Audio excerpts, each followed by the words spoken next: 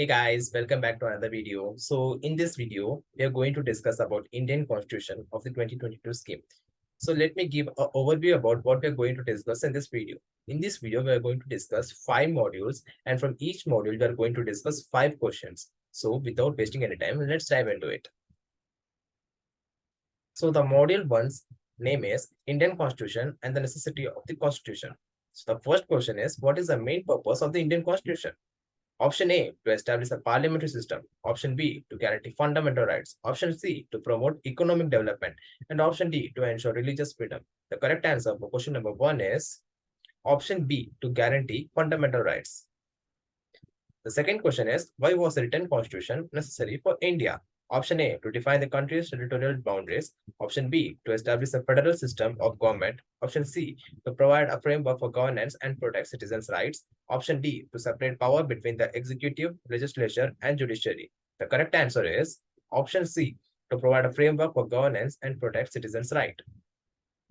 So the third question is, which events led to the need for a formal constitution in India?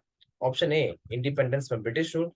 Option B, partition of India. Option C, the struggle for self-rule. And option D, all of the above.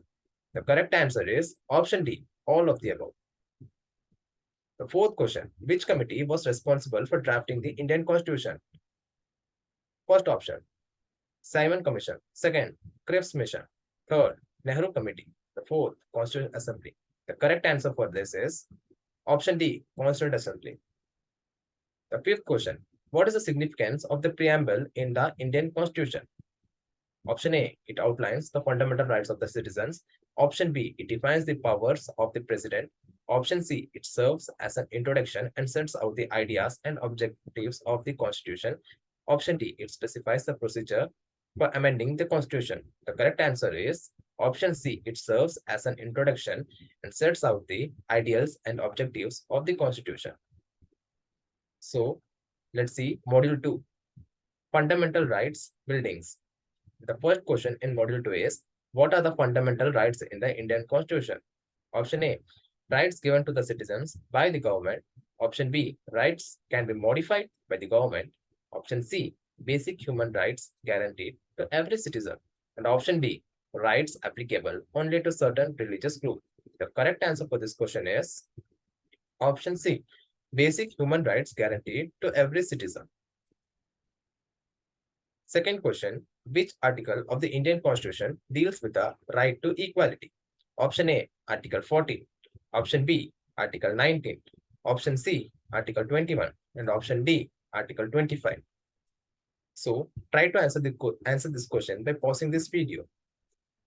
So the correct answer for this question is option A, Article 40. The third question is, what is the significance of the fundamental rights in the Indian Constitution? First, they ensure social and economic equality. Second option, they provide protection against arbitrary actions of the state.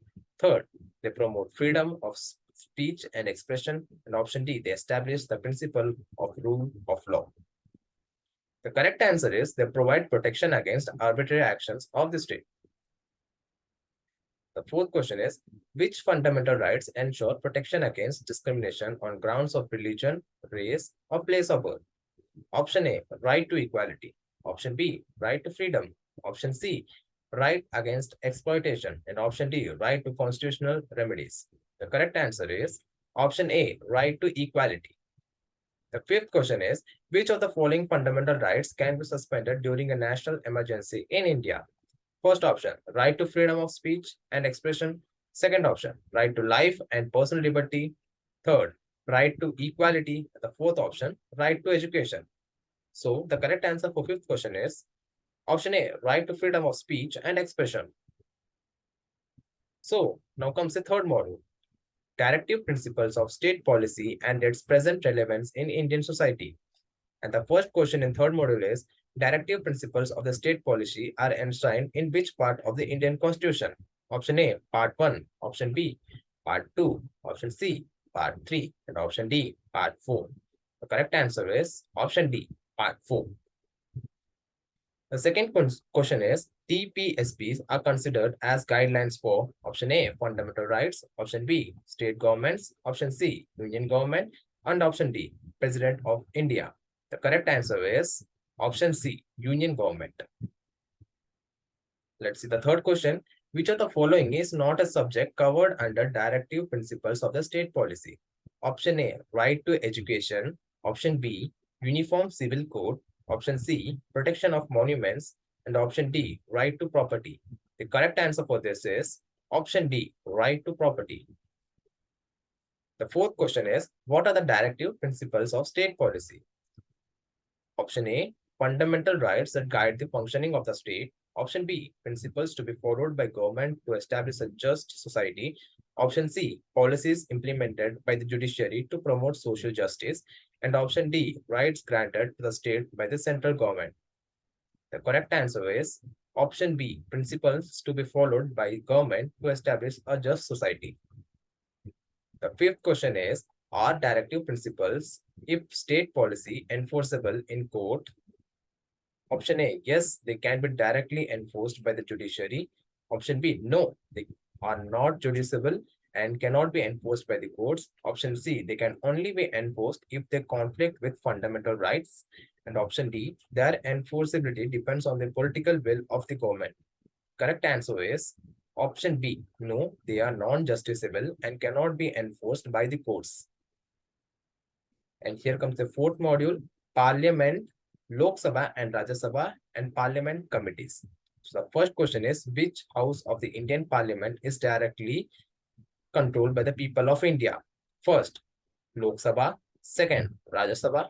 Third, State Legislative Council. The fourth, State Legislative Assembly. The correct answer is option A, Lok Sabha. The second question is, the Rajya Sabha represents the interest of A, elected members of parliament, B, state legislative assemblies, C, union territories, and D, scheduled castes and scheduled tribes.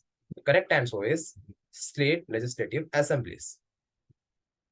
Question number 3. The primary function of parliamentary committees in India is to, option A, prepare bills for president's approval, B, investigate criminal offences committed by MPs, C, oversee the functioning of the Supreme Court, and option D, examine and scrutinize various aspects of governance and legislation.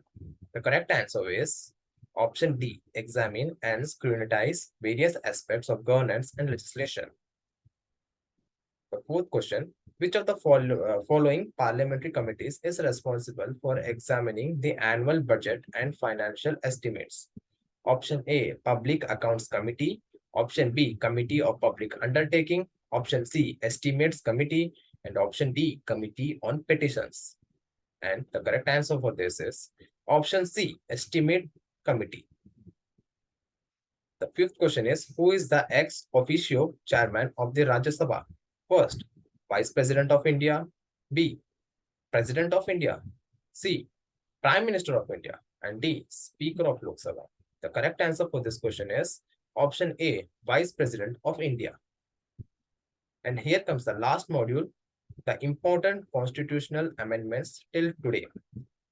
The first question is, the 42nd Amendment of 1976 is also known as Mini Constitution.